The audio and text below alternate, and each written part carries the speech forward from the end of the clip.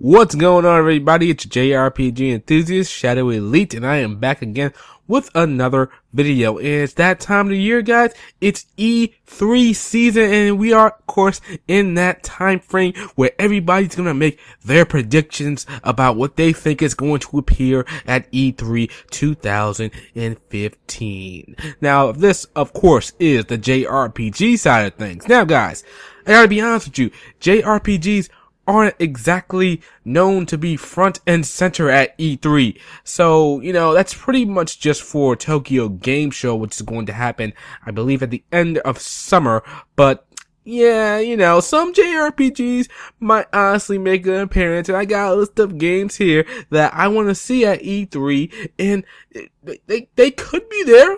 Who knows? So, let's get this started. So the first game I am looking forward to seeing at E3 this year is, of course, my most hyped game of all time at this point, Persona 5. I want to see some actual gameplay. I want to see some English gameplay, and I want to see, another trailer. That would be great, Atlas, just bring Persona 5 there in some way, shape, or form. That would be great. Now, guys, I'm gonna, dial back my hype a little bit right about now because this game was announced in 2014, I believe. It was gonna be announced for a winter 2014 release, and that never happened.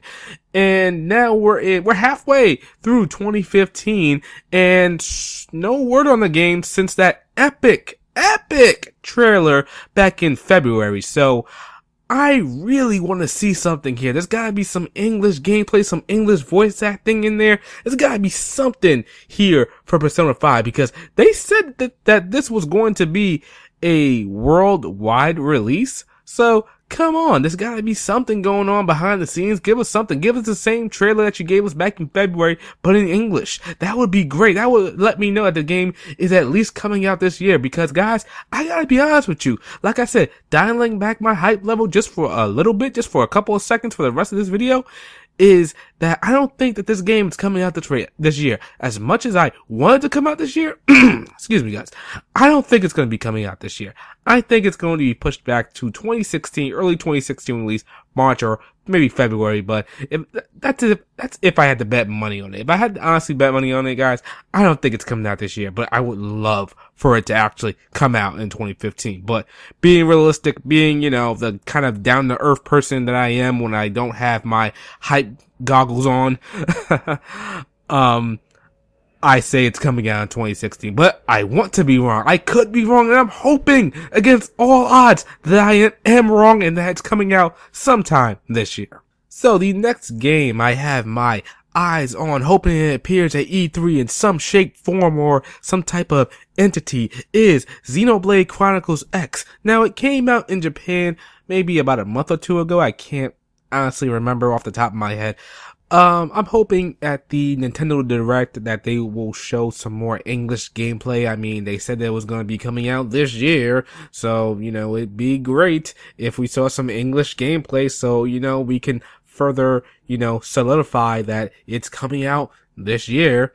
A release date would be epic because I will go out sometime after E3 and I will get a Wii U just for Xenoblade Chronicles X. You guys know I said this a couple of times. I'm sticking to it. And I'm not just going to get it for Xenoblade Chronicles X. I mean, I'm going to play Bayonetta 2. I'm going to play Smash. Splatoon looks pretty awesome. So, I might pick that up too. But Xenoblade Chronicles X, that's what I'm looking forward to the most. I also seen that, in some forums, some message boards, people complaining about there might be some censorship when it comes over here because some of the characters you can dress up in bikinis and some of the bikinis look too revealing and one of the characters is way too young to be walking around in a bikini like that. Whatever. As long as the censorship isn't interfering with actual gameplay, I don't really care, to be honest. So, looking forward to seeing something on Xenoblade Chronicles X. Come on, Nintendo. Come on, Nintendo Direct. You gotta give me something at E3. This is it, right here, E3. What better way to announce it? Don't give me some random news story in the morning when I go look at my usual sites just to see something on Xenoblade Chronicles X. No, this is what E3 is for. Alright, so, next up, Tales of Zesteria. Now, guys, Tales of Zesteria, I've had kind of a love-hate relationship with, or rather a love I don't love and I don't give a damn about it for. I mean, at first, when I first saw a couple of trailers in Japanese, I was like, oh, okay, whatever. And then I saw some gameplay trailers, and I was like, oh yes, hype now. I want to play this game now, hype. I usually get excited for gameplay trailers. Anyway, but now it's just like, my excitement has gone down. It just seems like a normal Tales game from what I can see. You know, the gameplay is going to be awesome. I know that for a fact. It's just that the story alone, the characters don't seem all that captivating to me. Maybe I'm just, I don't know. Maybe I'm just being too harsh on the game. And I've also heard some crazy things about it, about how a character was handled. There was a whole bunch of, things going on in Japan. People were upset about how the character of Alicia was handled. She was in the party, and then she came out of the party. She got kicked out the party, and she was handled in a very crazy, stupid way. And then she has her own DLC chapter in which you can buy, weapons and, outfits and stuff like that for her, for that DLC chapter, I believe. Somebody confirm that in the comments for me. That would be great. So it kind of, I guess I could see where the saltiness comes from in Japan and some of the people that have actually played the game. Because for one, I know Namco Bandai and Tales of are crazy when it comes to DLC. I mean, Tales of Zesteria is what, $60, $70 in Japan or something like that. And the DLC, all the DLC combined is like $120, $140. What the fuck? Are you kidding me? I mean, that's no surprise. I mean, if you go on the PlayStation Network store and you look at all the Tales of DLC, you'll know that it comes out to be way more than the actual game. Hell, some other JRPGs do this too. I'm not saying Tales of is the only thing, but yeah, they've been the only prevalent one in the past couple of months or years. I don't know. Anyway, I definitely want to see a Tales of Zesteria release date. There's got to be a release date. We got a nice little English trailer maybe a month or two back, and I'm looking forward to seeing more.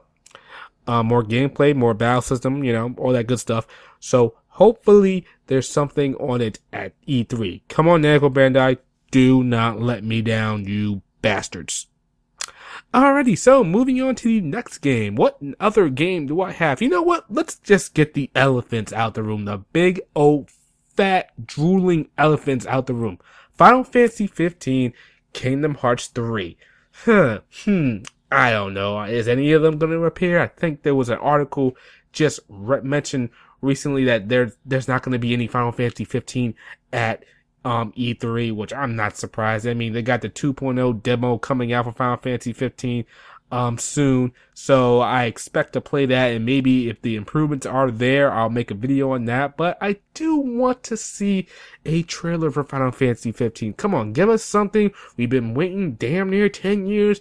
There's got to be a trailer, another trailer at least, coming out for this game. Come on now, don't just have it not appear at E3 this year. Just give us something. Come on, give us something that we can stand firmly behind, that this game could be coming out in the next year, 2, 3, 4. I don't know. What the hell? As for Kingdom Hearts 3, I honestly do not expect to see at E3 this year.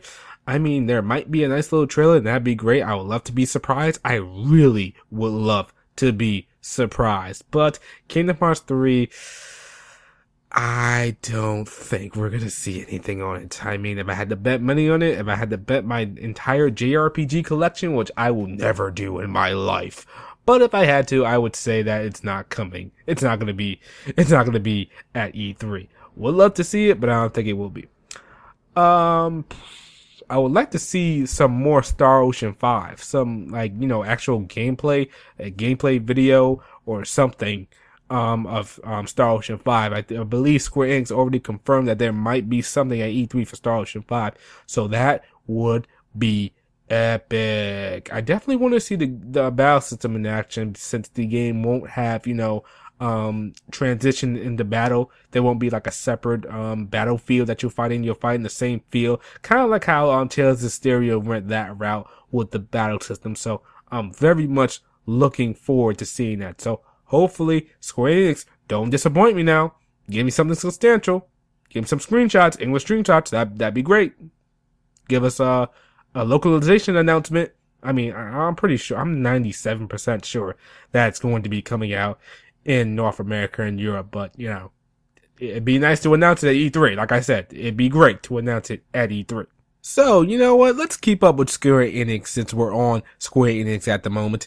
Square Enix has revealed or said before, like maybe a week or two ago, that they will announce several games at E3. They're planning more IP reboots and collaborations. So, being as this is Square Enix, I can believe that some of this shit is trolling and just complete other bullshit.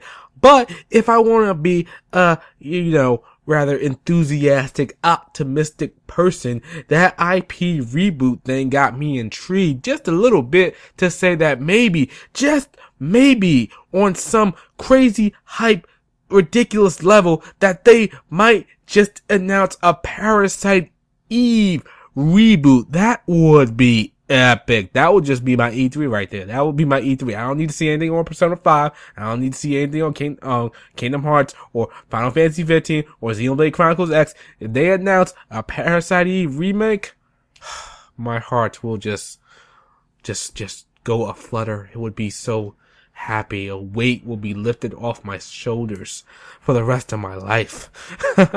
But yeah. I don't think that's gonna happen. Most of this stuff, I'm guessing, is going to be for the mobile market, maybe, or some type of remaster edition for the Android and smartphone and iPhones or something among those lines. You know, are you gonna announce Final Fantasy 7 on the freaking Xbox One as well? Huh? I don't know. The freaking PS1 version of Final Fantasy 7? I don't know. Square Enix, can go fuck itself sometimes. But, yeah. So, you know what, guys? I think that's it for my E3 predictions video. There might be some other games appearing there, like maybe Disgaea 5 might have some gameplay. Fire Emblem If might, have some English gameplay. Who knows? It's coming out next year, but, who the heck knows? I mean, maybe they can do this, 2 versions of DLC completely right. Who knows? I don't know. I'm trying to be a little bit optimistic going to E3. So guys, I'm going to end this video. Let me know down in the comments area what you guys think is going to happen this year at E3. And that's my phone, so I'm just going to cut this short right here. I'll see you guys later. Deuces!